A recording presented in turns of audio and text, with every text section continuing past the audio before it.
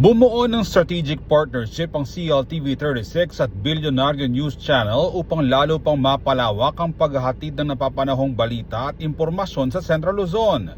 Lumagda sa Memorandum of Agreement ang dalawang media companies itong June 24 sa Levi P. Laos Corporate Center sa City of San Fernando, Pampanga. Kabilang sa mga pumirma sina Laos Group of Companies Chairman and CEO Lisette Laos Velasco, LGC President and RBC Media Group Executive Director Paul Laus, RBC FVP and COO Billy San Juan, BNC SVP for News and Current Affairs Cheryl Favila, at BNC SVP for Sales and Marketing Maria Fatima Bailon. Ayon kay Favila, isang karangalan para sa BNC ang makatambalang CLTV36 na kilala bilang isa sa mga pinagkakatiwalaang media network sa Region 3. It is our honor that we're going to be partners with CLTV, which we know is the biggest and most trusted media here in Region 3. Even before I've heard about CLTV and noon pa man po mataas na yung respeto ko. At lalong-lalo na ngayon that we're going to be partners, that our newscast, our public affairs shows will be airing here. And I'm hoping that it's going to be a start of a more productive and fruitful partnership.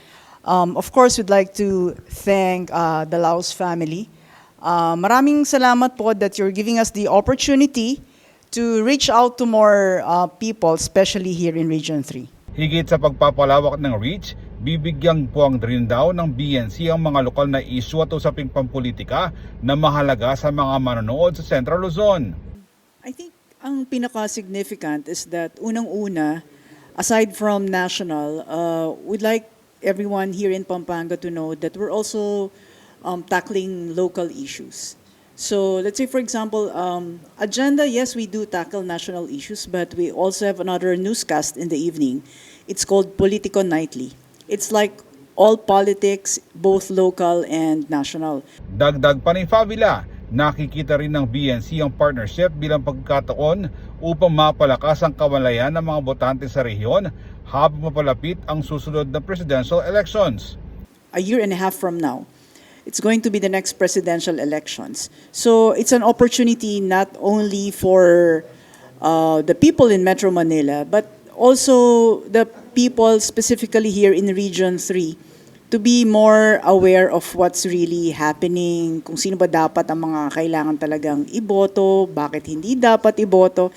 I think as journalists, that's really our goal naman it's our kind of public service. No? We want everyone to know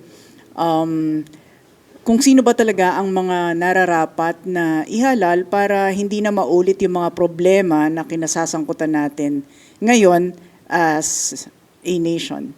Ipinahayag naman ni LGC Chairman and CEO Lisette Laos Velasco ang kanyang pasasalamat sa pagpili ng BNC sa CLTV36 bilang strategic partner sa rehiyon. We're actually honored because this is a significant event, not just for the Laos Group, but for Central Luzon and for Pampanga. No, because we're just so happy that BNC is here with us and has chosen CLTV 36 as its strategic partner. And actually, we're looking forward to this one.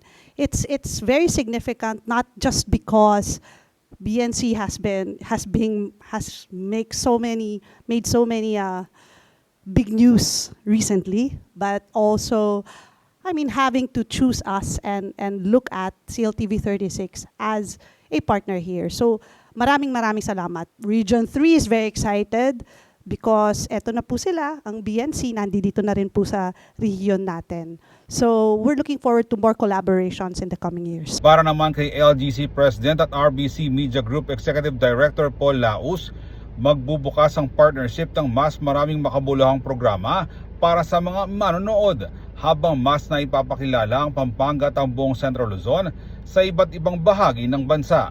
It's really more of what to watch for. No? I think this partnership between Bilyonaryo and CLTV would add a lot of content in terms of CLTV.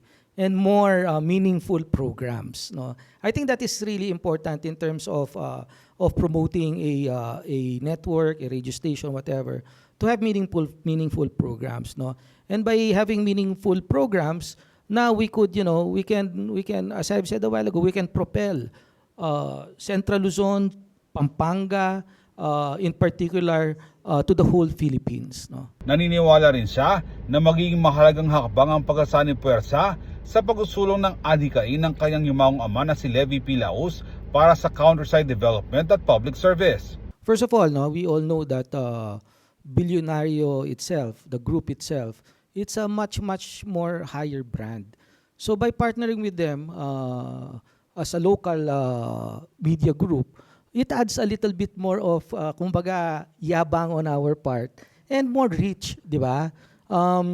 Meaning, when my father has been advocating for countryside development, Bilyonaryo being the brand itself could help Pampanga now, could help Pampanga in advertising in other provinces, not only in Metro Manila, but in the whole Philippines, because of the brand itself of Bilyonaryo. So it's really a very good collaboration or partnership that we have done not only for CLTV or the Radio World Broadcasting Group, but for the people of Pampanga and the people of Central Luzon as well.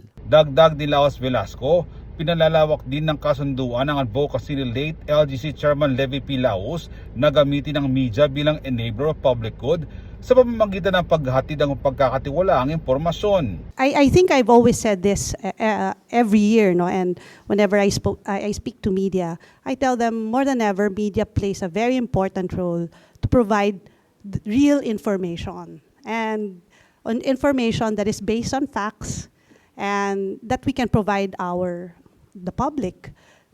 We know that social media has taken over in so many ways, and that sometimes it dilutes reality. So we play a big role. But during this collaboration with BNC, definitely it expands both ways. National, expands local. Therefore, we will be able to provide better information to the public. Diba? So talagang makakatulong tayo. No, we will be an enabler for public good. Magsisimulang umere ang ilang programa ng BNC sa CLTV 36 tulad ng The Spokes, Agenda On Point at marami pang iba simula sa darating na Lunes, July 6. Ako si Jody Dizon Mercado para sa CLTV 36 News.